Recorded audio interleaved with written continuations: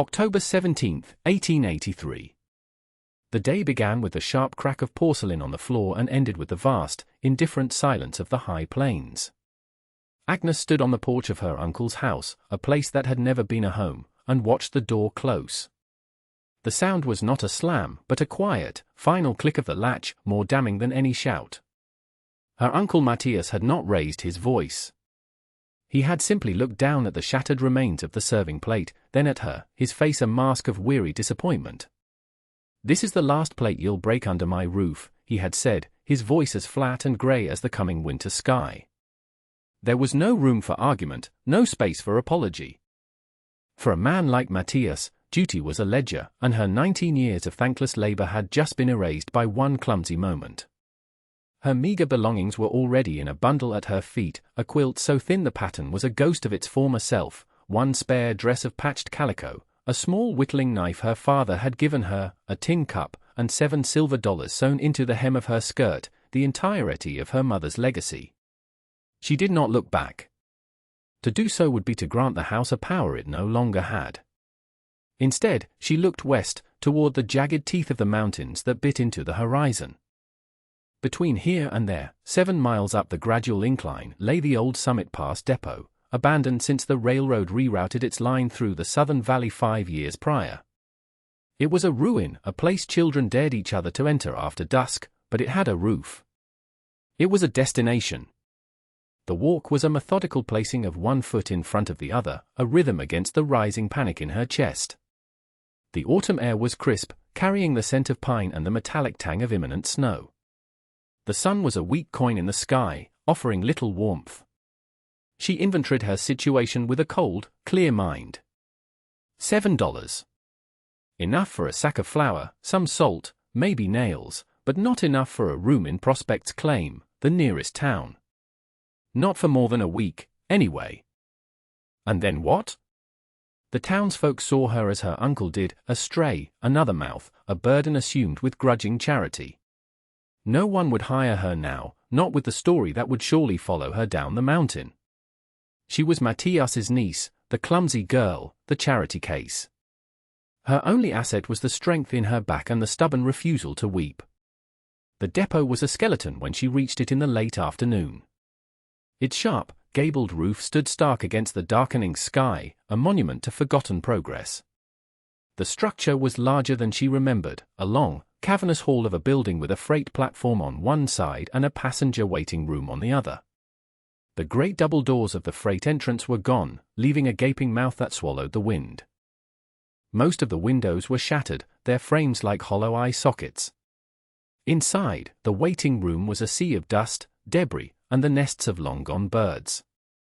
The wind moaned through the broken panes, a low, mournful sound that seemed to pull the last of the day's warmth out of the very planks. It was a space built for crowds, for the noise of steam and commerce, and its current emptiness felt vast and hostile. She walked its length, her footsteps echoing in the gloom. The room was perhaps 60 feet long and 30 feet wide, with a ceiling that soared 20 feet above her head. To heat such a space was impossible, it would be like trying to warm the sky itself with a single candle. Despair, a cold and heavy thing, began to settle in her bones. She ran a hand along the wall, the wood rough and splintered. It was here, in the far corner by the boarded-up ticket counter, that she found it, a small alcove, once a clerk's office, measuring no more than 10 feet by 12. 3 of its walls were the station's own, but the 4th, facing the main room, was gone. Still, it was a start. It was a defined space. An idea, fragile and uncertain, began to form. She could not heat the station. But perhaps she could build a smaller room, a tight, defensible box, inside the station. A cabin within a castle. The station would serve as the first line of defense against the wind and the worst of the snow, a shell to protect the true shelter within. She set down her bundle in the center of the alcove, claiming it. The tools she had were pitiful, one small knife. The materials were all around her. She spent the last hour of daylight prying loose boards from the freight platform with her hands and the blade of her knife, the steel groaning in protest. Each nail she worked free was a victory, saved in a pocket of her dress.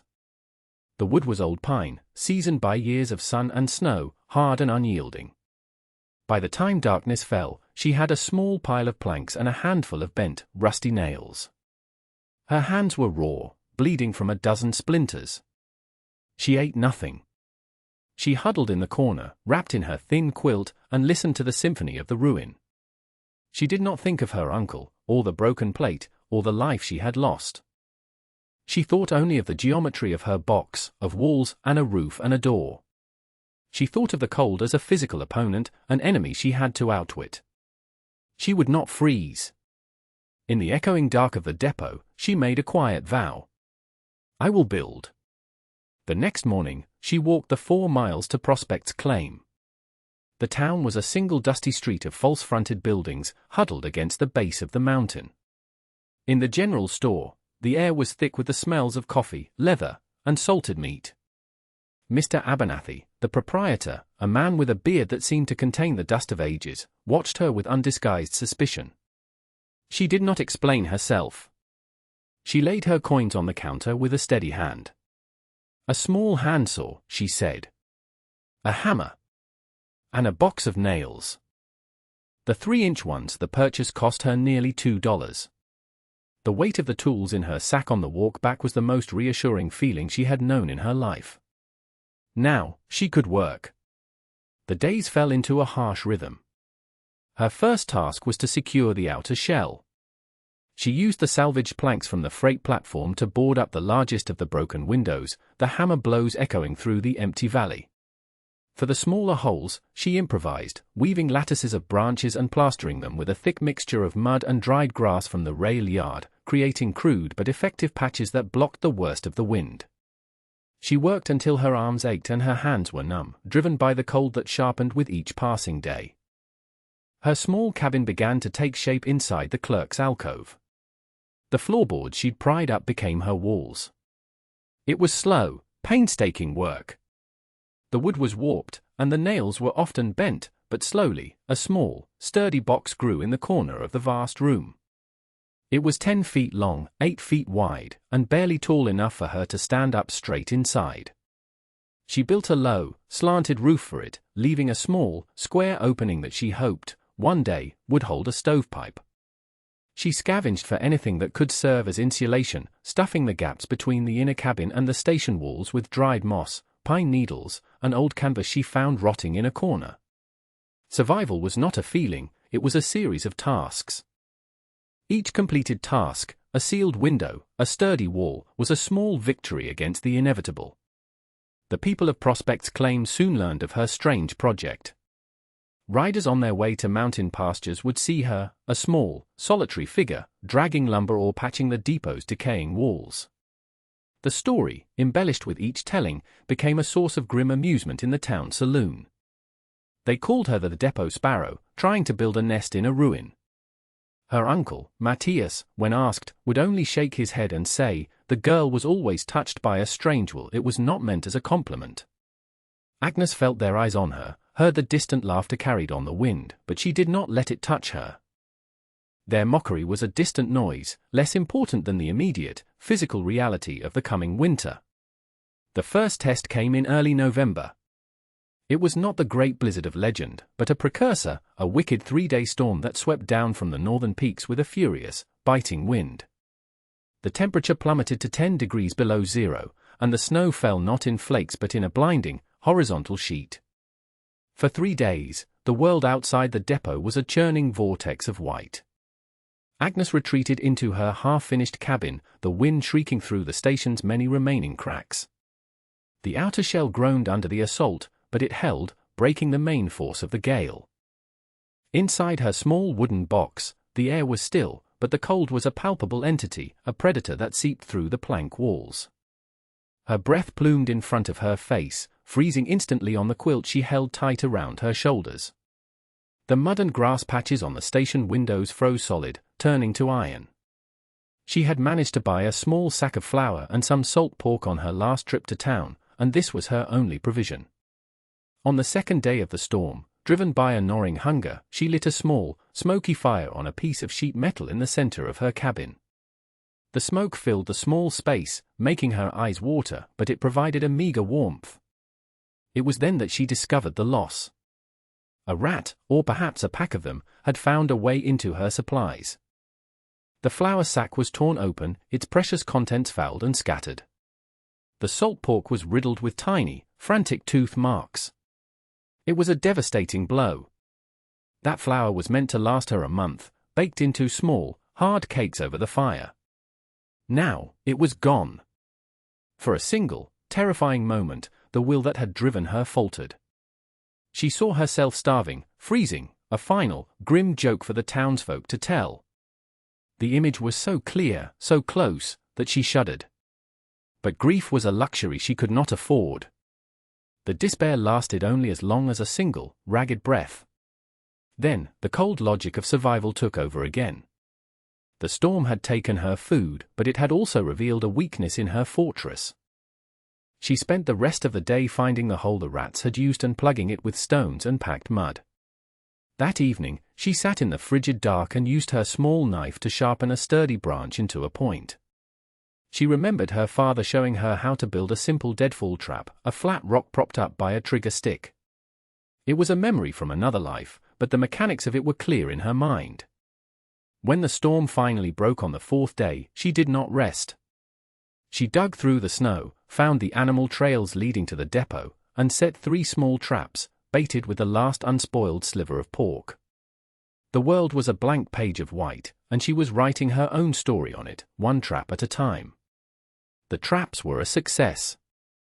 The first yielded a snowshoe hare, the second, 2 days later, a grouse. The meat was lean, but it was sustenance. The work of skinning and cleaning the animals in the biting cold was brutal, but the small pieces of meat sizzling over her fire were the taste of victory. She learned to cure the pelts, stretching them on frames of woven willow and scraping them clean with the edge of a stone. They were not perfect, but they were warm, and she began to line the inner walls of her cabin with them, adding another layer of insulation against the cold. The small, steady supply of meat and pelts gave her a new form of currency. When she had a half-dozen good rabbit pelts, she bundled them and walked back to Prospect's claim. In the general store, Mr. Abernathy looked at the fur she laid on his counter, his expression shifting from skepticism to a grudging respect. He ran a thumb over the soft fur, checking for flaws. "These are prepared well," he admitted, his voice a low rumble. "Didn't figure you'd last the month." Agnes simply met his gaze. "The cold has a way of focusing the mind," she said. He grunted, a sound that might have been agreement. He gave her a fair price, not in coin, but in credit against his stock. With that credit, she made the most important purchase of her life, a small, pot-bellied cast-iron stove. It was used, with a small crack in one of its legs, but it was sound. It cost her nearly all her credit and required the help of Abernathy's boy to haul it onto a small handcart she pulled back up the mountain herself. The journey was grueling, the stove's weight a constant, dragging anchor. But with every step, she felt a rising tide of triumph. Installing the stove was a monumental task. She had to cut a proper hole in the roof of her cabin and then in the high roof of the station itself, a dangerous job that involved climbing the old support beams. She fashioned a stovepipe from discarded tin signage she found in the freight office, carefully fitting the pieces together. The first time she lit a fire inside it, the effect was transformative. The little stove glowed with a deep, cherry-red heat. For the first time in months, she felt a profound, bone-deep warmth. The air in her small cabin grew thick and close. The ice that had permanently frosted the inside of the walls began to melt, dripping onto the floor. She sat on her simple cot, a plank bed covered in pine boughs and her quilt, and held her hands out to the heat. It was more than warmth, it was safety. It was proof. She had built this. Out of nothing but scrap and will, she had carved a pocket of life out of the encroaching cold.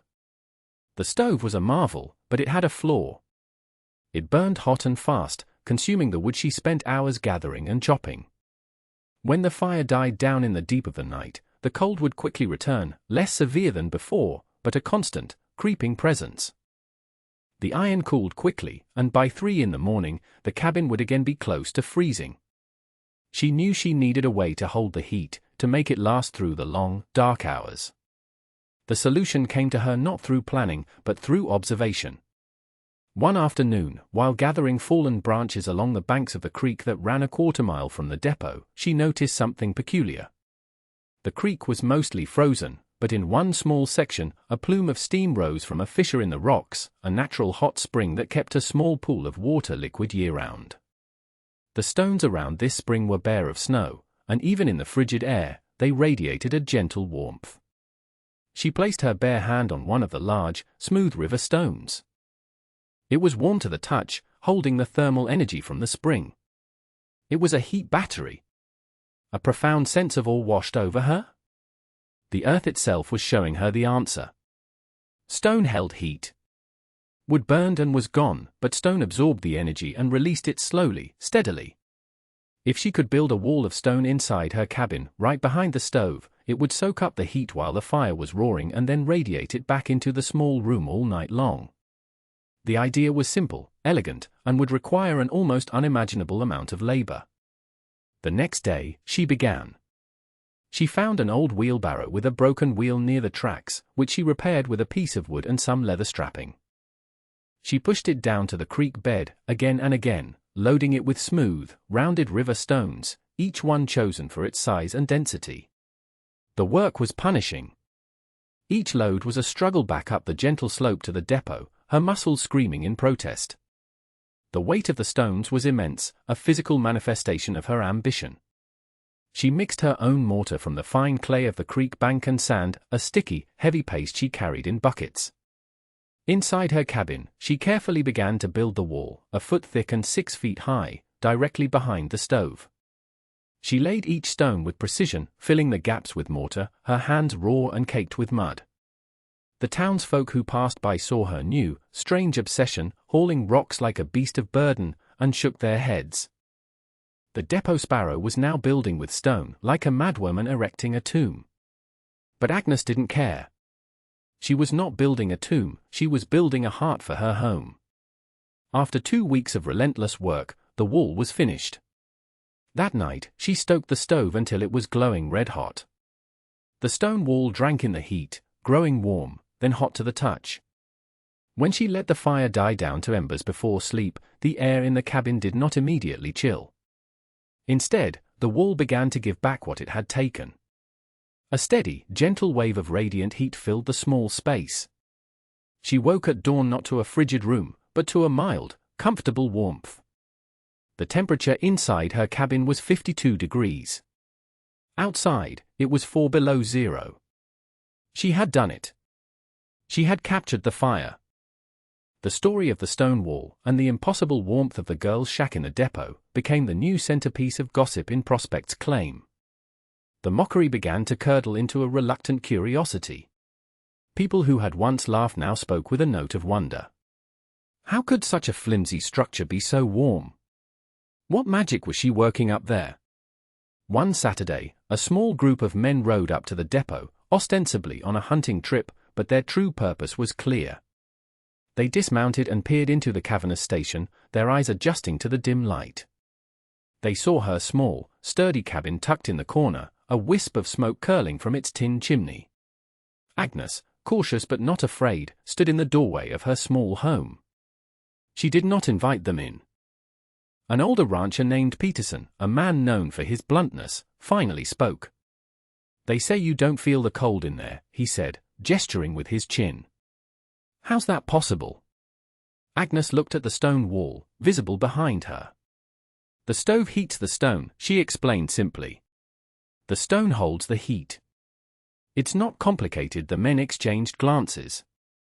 It was, to them, utterly complicated. They understood barns and houses, drafts and fireplaces that consumed cords of wood for little comfort. This was something else entirely. They left with more questions than answers, and the legend of the depot grew. A few days later, she had another visitor. This one came alone, not on horseback, but on foot. He was a young man, new to the area, who had taken over the town's medical practice. His name was Owen Miles. He was tall and slender, with kind eyes and a direct, thoughtful manner. He did not come to gawk. He carried a small book under his arm. "Miss," he said, stopping a respectful distance from her door. "My name is Owen Miles. I heard about what you've built here. I'm not here to pry, but to understand the principles of it." Agnes was taken aback. No one had ever spoken to her about principles. They spoke of strangeness, of luck. She found herself explaining the hot spring, the river stones, the slow release of warmth. He listened intently, nodding. "Thermal mass," he said, a look of genuine intellectual excitement on his face. "It's a concept in physics. A body's ability to store heat. You've created a highly efficient radiant heat system. It's brilliant." He opened the book. It was a text on geology. He showed her a diagram of different rock types and their thermal properties. "You chose river stones," he said. "Dense, igneous rock. They're almost perfect for this." They talked for over an hour, standing in the cold of the main station, their conversation a small pocket of warmth itself. He was not interested in her as a curiosity, he was interested in her mind. He valued the same things she did: observation, logic, and practical application. For the first time since her arrival, Agnes felt something other than the grim satisfaction of survival. She felt seen. Owen became a regular visitor. He would walk up from town every few days, often bringing something with him: a new book, a jar of preserves from a patient, once a small, precious bag of coffee. He never came empty-handed, and his offerings were always practical, a sign of respect for her self-sufficiency. They would sit inside her small, warm cabin, the stone wall radiating a gentle heat, and they would talk. He told her of his studies back east, of the crowded cities and the formal, stifling world he had left behind. She, in turn, spoke of her life, not with self-pity, but with a simple, matter-of-fact recounting of the tasks that filled her days. He admired the neatness of her small home, the way every object had a purpose and a place. He saw not poverty, but efficiency. She admired the breadth of his knowledge, the way he could connect her practical solutions to larger scientific laws. Their bond was forged not in romance, but in mutual intellectual respect. He helped her improve her design.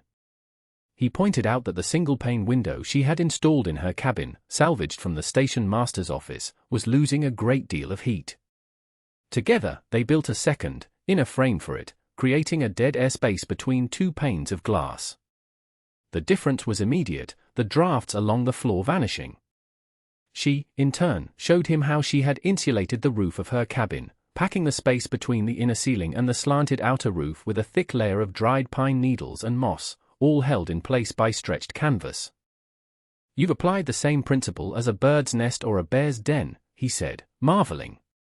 Instinctive and perfect. One afternoon, while they were reinforcing the flue where it passed through the depot's main roof, he nearly slipped on a patch of ice.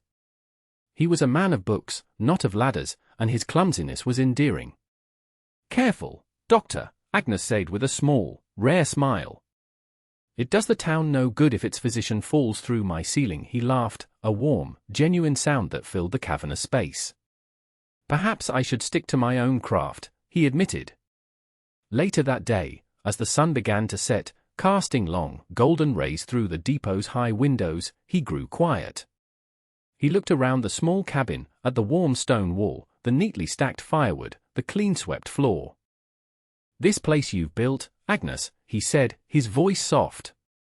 "It feels more like a home than any house in town.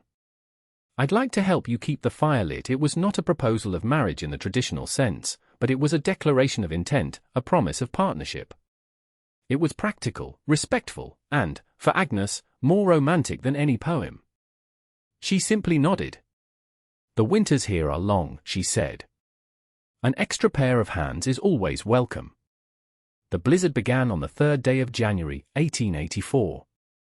It came not as a storm, but as a quiet, ominous thickening of the sky, a descent of a great, grey ceiling upon the world.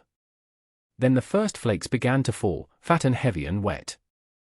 By nightfall, the wind had risen to a terrifying, unceasing howl, and the snow was a solid, impenetrable wall of white. This was the storm the old-timers had always warned of, the one that would rewrite the maps. In Prospect's claim, the townspeople huddled in their homes, listening to the wind tear at their roofs. The snow began to pile up in immense drifts, burying fences, then windows, then entire doorways. By the second day, the town was entombed. The cold was absolute, and houses that had seemed sturdy in mild weather were revealed as flimsy traps, their walls bleeding heat into the storm. Owen, trapped in town, knew the danger. Fuel was running out. The weight of the snow was becoming immense. He heard the telltale groan and crack of a neighbor's roof giving way. He knew there was only one structure nearby that was built to withstand such a load, and only one place that held a reliable source of warmth. He gathered a small group of the strongest men. "We have to get to the depot," he yelled over the wind. "It's our only chance." The journey of 4 miles was a desperate, heroic struggle. They moved as a single entity, fighting for every foot against the waist-deep snow and the blinding wind. When they finally reached the depot, they were exhausted, half-frozen specters. Agnes let them in, her face calm and resolute. The vast waiting room was an ice cave, but the air was still. And from her small cabin in the corner, a steady, life-giving warmth radiated outward. Owen and the men returned to the town again and again, leading small groups of freezing families up the trail they had broken. By the end of the 3rd day, nearly the entire population of Prospect's Claim, 47 men, women, and children, was huddled inside the old train station. They filled the waiting room, wrapped in every blanket they owned, their faces etched with fear and awe. The station, a symbol of Agnes's isolation, had become their ark. The core of their survival was the impossible warmth emanating from her tiny cabin. The radiant heat from the stone wall, constantly fed by the stove, kept the immediate area around it from freezing, creating a bubble of survivable air in the vast, frigid hall. Among the last to be rescued was her uncle Matthias, his face grey with cold, his usual stern pride shattered. He stumbled into the depot, his wife clinging to his arm, and looked at the scene before him. He saw his niece, no longer a clumsy girl but a figure of calm authority, directing people, sharing the small store of food she had so carefully preserved. He walked over to her, his shoulders slumped. "I was wrong, girl," he said, his voice hoarse, the words torn from him by the sheer, undeniable truth of her creation. "I threw you out into the wilderness. You built a fortress." Agnes simply looked at him, her expression unreadable. "The cold was coming," she said. "I did what was necessary." The storm raged for 2 more days. When it finally broke, the sun rose on a world transformed, a landscape of profound and silent white. The town of Prospect's Claim was buried under 15 feet of snow. Several buildings had collapsed entirely. Without the refuge of the depot, few would have survived. The story of the rescue, and of the girl who had built a warm cabin inside the abandoned station, became the defining legend of the region. In the spring, a surveyor from the Union Pacific Railroad arrived to assess the damage to the old line. He was a meticulous man named Harris, with a notebook and a keen eye for engineering. He heard the story from the townsfolk and, intrigued, made the trip up to the depot to see for himself. Agnes, now with Owen at her side, showed him her creation. Harris was astounded.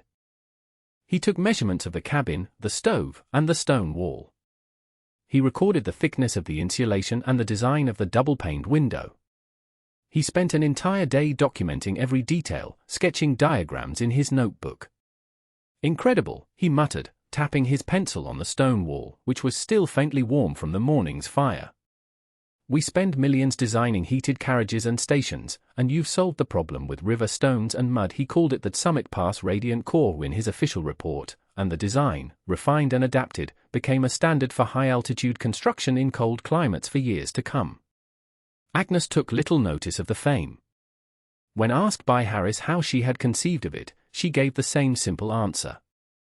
"The stone was there. The cold was coming. I just put one between the other." She and Owen were married that summer, in a simple ceremony on the depot platform. They did not move into town. Instead, they built a proper house on a piece of land overlooking the valley, not far from the station. The foundation was deep, and at the heart of their new home, they built a massive hearth and chimney made from the same dense, dark river stones. The depot was never used for a train again, but the townspeople maintained it, replacing the windows and repairing the roof. It became a monument, a public hall for gatherings, a silent testament to the blizzard of '84 and the young woman who had outwitted the winter. Years passed. Agnes grew old, her hands gnarled from a lifetime of work, but her eyes remained clear and observant. She and Owen raised a family in the house with the warm stone heart. On cold winter nights, she would sometimes sit by the fire, looking out the window toward the dark, silent shape of the depot on the hill. She remembered the cold, the hunger, the profound loneliness. But what she felt most clearly was the memory of the work itself, the heft of the stones, the rasp of the saw, the satisfaction of a well-driven nail. The stone held the memory of the fire, and in the quiet of her home, she could still feel it breathing.